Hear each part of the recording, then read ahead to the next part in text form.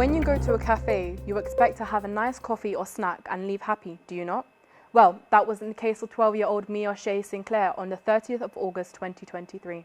It's taken over a year, but finally a conclusion has been given to her case. She was unfortunate enough to go into Pop-In Cafe in Bermondsey and left in an ambulance after the owner forgot to clean out his blender. Mia had an allergic reaction to traces of nuts left in the blender. Although an ambulance arrived on scene and took her to the hospital, she died shortly after. Our food and drinks correspondent Felix Tiernan has the report. Whether you're with your family or with your friends, when lunch rolls around, nothing is better than sitting down in a nice cafe and enjoying a good milkshake. Cafes across London follow the rules of the FSA, which keeps restaurants and cafes in check. But how do you know you're going to be safe? Well, in 2023, a 12-year-old girl didn't get to enjoy the cafe experience she wanted. She instead ended up in King's College Hospital, tragically dying 5 days later. This was due to an allergic reaction of traces of almonds and hazelnuts left in the blender by cafe owner Baris Yusul. He went to trial and pled guilty, leading to his prosecution, an £18,000 fine and 100 hours of community service. Let's see what the people think of it. This case only ended on the 24th of January this year. The cafe owner pleaded guilty for 6 criminal charges against him. On a scale of 10, maybe 7. I think they think it's important to their jobs, and particularly the waitresses and the waiters might be quite conscious of that, but those that are handling the food maybe less so. I think in more recent years they're taking it a lot more seriously, especially after quite a few incidents that you've heard about in the news, like Pret not marketing their food properly, or all the cross-contamination you hear in the kitchens. You don't mix vegetable stuff with meat stuff. I mean, that is just diabolical. You know, you just don't do it.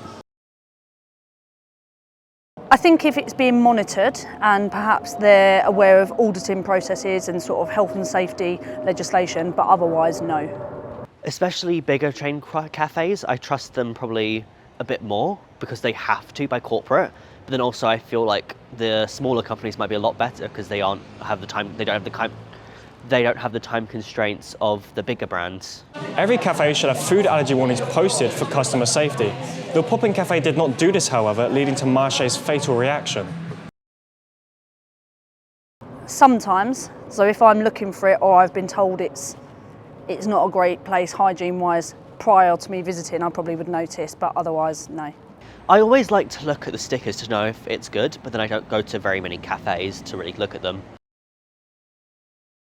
I mean, things like what I just did then, I wouldn't touch anything now because if I touch my nose, I have to instantly wash my hands. It's all about visual hygiene, everything. Clean utensils, clean hands and clean surfaces when preparing and cooking food. Well, the fresh food that could contain allergens, they should always take care not to spread them, to kind of cross-contaminate, but then also to mark things properly to keep people safe. The actions of Yusul have created a chain reaction throughout London of cafes ensuring they follow the strict FSA rules in order to avoid further injuries. This has also been pushed by councils trying to ensure the safety of everyone. It is estimated that in the UK, 44% of adults suffer from at least one allergy. Almost half of the UK has to worry about this, and that is why it is so important that cafes adhere to the rules set by the FSA.